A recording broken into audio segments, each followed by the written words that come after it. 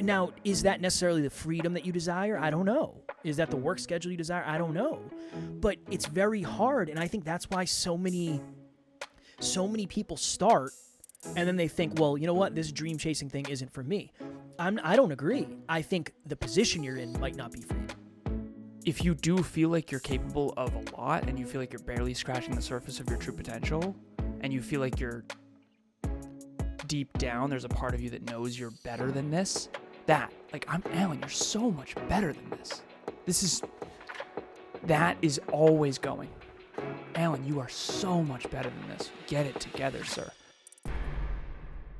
Next Level Nation, welcome back to another episode of Next Level University, where we help you level up your life, your love, your health, and your wealth. Today, for episode number 1914, not everyone is meant to be a number one. So we're going to hit you with a 15-minute episode because Alan and I have been doing a lot of talking behind the scenes today, and there's a lot of stuff moving on, and we ate up some of the time that we were going to spend recording, but we're going to give you 15 minutes of high-quality next levelness.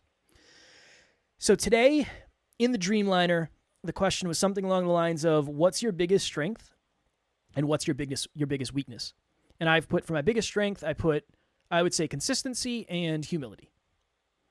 And then my biggest weakness, I put my tireless work ethic. I just can't shut it off, no matter what. I'm always thinking of getting better. No, I put that I require a leader. I'm a really good number two. I am not a good number one. I say this all the time on other podcasts because people have accidentally introduced me as the CEO, and I always say I'm not the CEO. I shouldn't be the CEO. I'm the CSO. And for a short time, I was the CFO. Wasn't supposed to be the CFO either. That's the person who's in charge of the money. Shouldn't have been me, but that's what I got promoted to at the time. And I've always kind of been the number two. When I was doing bodybuilding, I had a coach who was my leader. He led me. He knew more than I did. He helped me stay accountable. He set the pace. My best friend, Matt, he was kind of always the leader. And I used to feel bad about that. I used to feel like, I don't know if it was shame, if it was embarrassment that I wasn't the leader.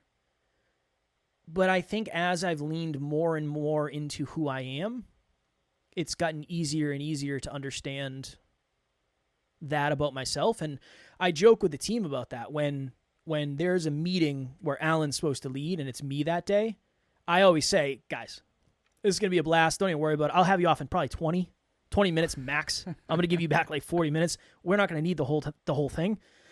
And I just make people laugh and I have a good time. That's really good for 1 out of every 10 meetings. But if every meeting was like that, it would just be like a comedy show. And things probably wouldn't get progressed and move forward very quickly. So my thought for this episode was, 1, if you are meant to be like a number one, you're supposed to be the person that has the responsibility. And most of all, you're supposed to be the person that sets the pace.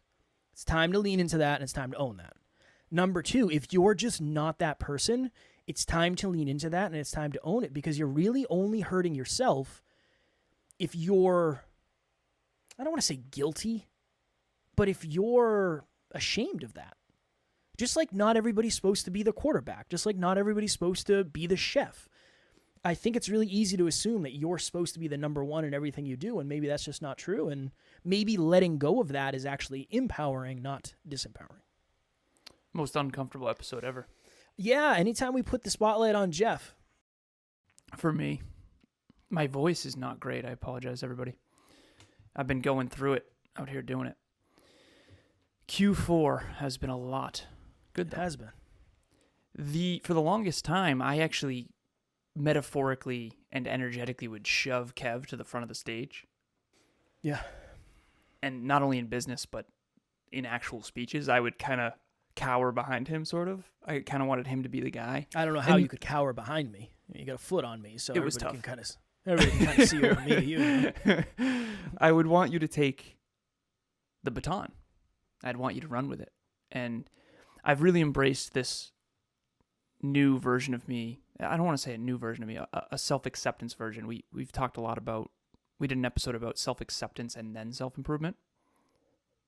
So if you don't self-accept first through self-awareness, you basically are going to try to improve yourself. And I've been guilty of this in the past too. I have one client I'm thinking of who was doing this for a long time, and she just shifted this.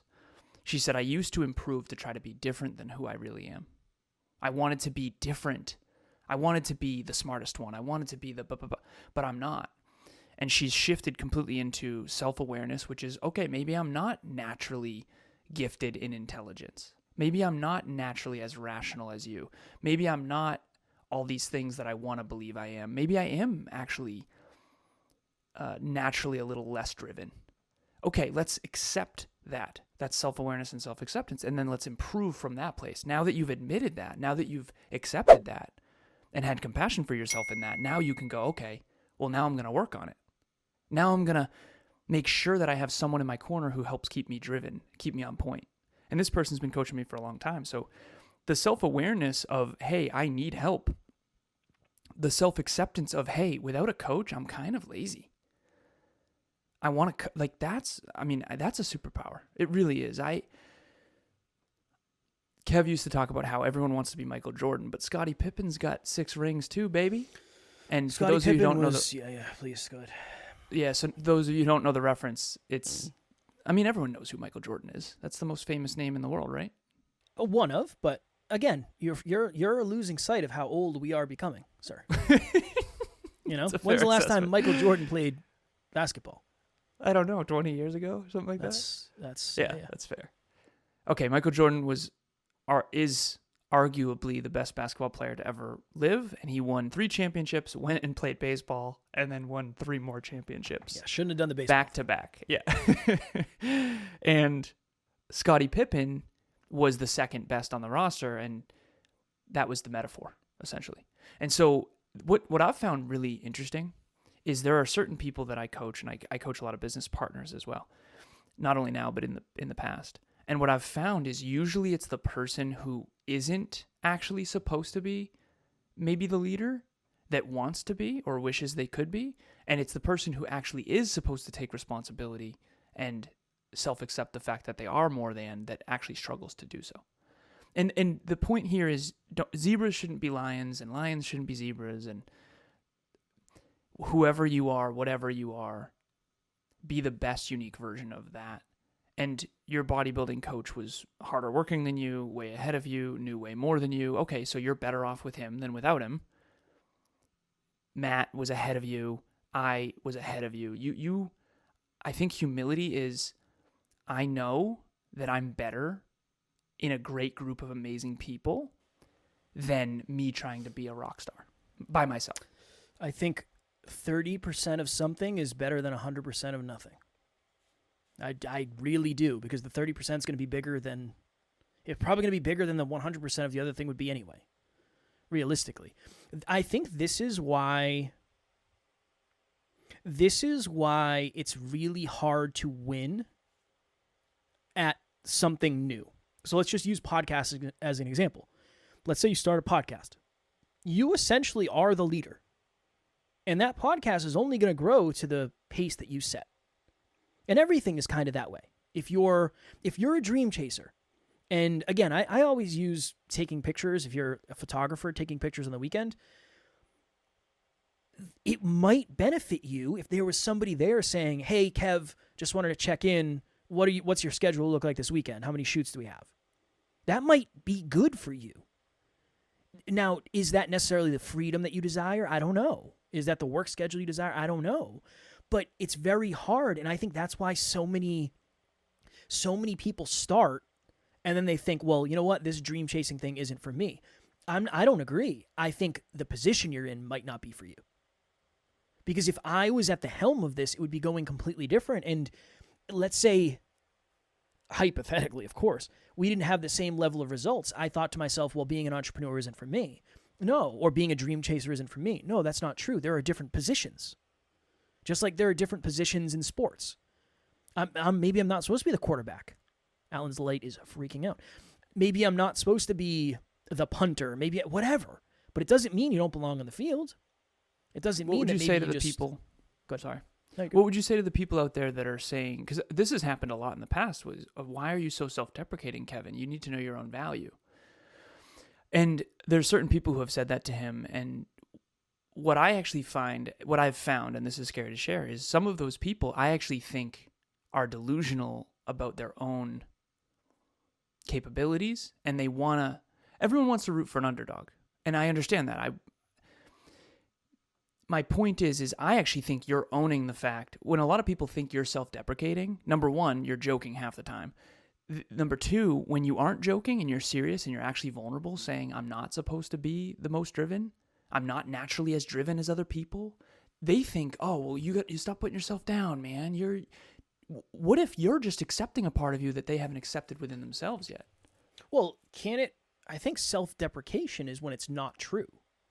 Same, but they think it's not true. They think They think the world of you, and they think I appreciate that. I appreciate that. I appreciate that. Next Level Nation, what is happening? If you've thought to yourself, I want to try coaching, but you don't really know where to start, group coaching would be a wonderful place for you. That's really why we created it in the first place. We start a new round every 90 days.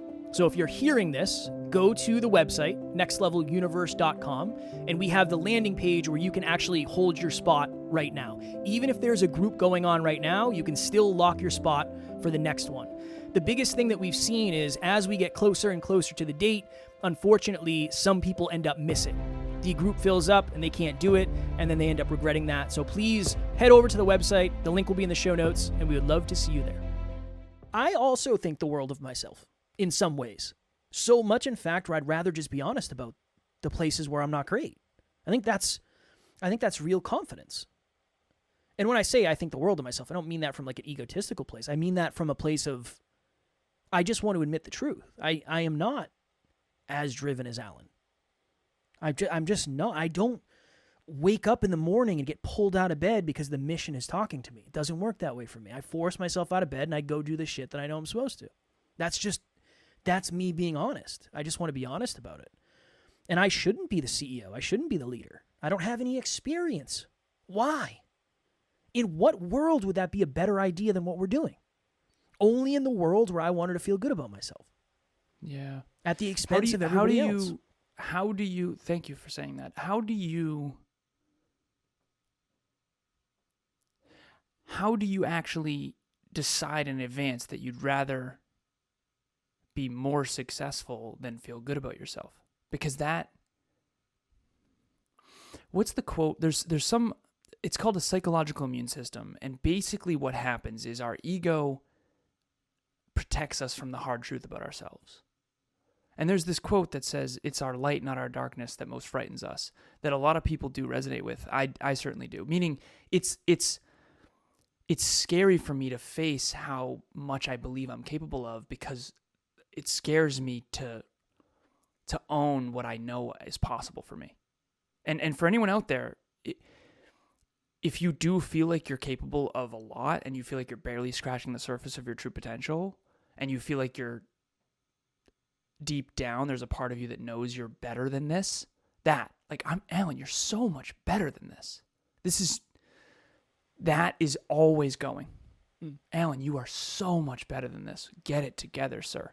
And a lot of people think, well, you're so hard on yourself. Don't shame yourself. What if that's not shame? What if that's me knowing deep down, like, this is barely scratching my true potential? Whereas Kev on the other side of that is going, honestly, I'm maxing out over here. I'm grateful. This is farther than I ever thought I'd get. For sure. That's a very honest conversation. And I think that one of the reasons why it's so triggering for some people to talk about this is because they are on one of those ends and they aren't actually owning. I know some people who are not owning the fact that, honestly, you are barely, I have one client I'm thinking of, and he went to his wife after. He's like, I've never heard someone talk to me that way. I said, brother, I'm not impressed. No offense. Like, you are so much more capable than this. And by the way, the reason I can get away with saying this is because you know it. This dude's a freaking genius. What are we doing here, man? You're letting it ride and you know it. I can tell. Whereas some people, I'm blown away. We all have different potential. If your potential is level 10 and you're only hitting it at 2, how dare you? Shame on you. Not shame. Guilt. If you're at level 8, if you have 8 potential and you're hammering 10, every single day, pushing it, doing it, putting it all on the court, I'm blown away. I have more reverence for that than someone skating by on natural talent. And so my question for you is, how have you overcome the psychological immune system of, I'd rather actually succeed than feel good about myself in the moment? Like, how have you accepted these things? Because when you feel like an imposter, you don't feel good in the moment. You don't. It just comes across as the fact that you do, but you don't. A lot of it was the understanding that when we got guests and big guests, and when we were growing and when we were becoming bigger, I wanted people to think that I was in charge and I was the reason why. But there was always the imposter syndrome of, because I felt like I would get left behind if I wasn't, I think. You know, what if Alan wakes up one day and realizes he doesn't need me? So if I hold the energetic positioning of that, maybe it keeps me safe. And because I want people to feel like I'm capable. I think at times I borrowed other people's belief of my capability before I had it, but then eventually it crosses a chasm where then I just feel like an imposter, because if anybody was to say, ask me certain questions about, hey, why do you guys do things the way you do? And I wouldn't have an answer. Like, well, I calculated the algorithm. Yeah, it was something I learned in school.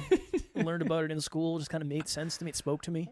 I downloaded it. It's like, no, that really isn't it. So I think eventually, as I became more confident, I was able to stop hiding behind that thing. And now I feel better just admitting it. I feel much better. I'm telling you, there are times where people ask me questions on podcasts, and I literally say, it depends on what Alan says. Like, what's the future look like for you guys? Like, honestly, I don't really know, because I didn't know what it was going to be like to get here. So I can't tell you what it's going to be like 5 years from now. Alan knows better than I do. When you interview him, you can ask him, and he'll have a more specific answer. But this is the truth. This is my truthful answer. This is what I'm going to give you, because I don't want to hide behind ego or insecurity. When I leave this episode, I have to go live a life. And I want to make sure that I'm not pretending to be somebody and then going be somebody else. And then, like, who do I have to be?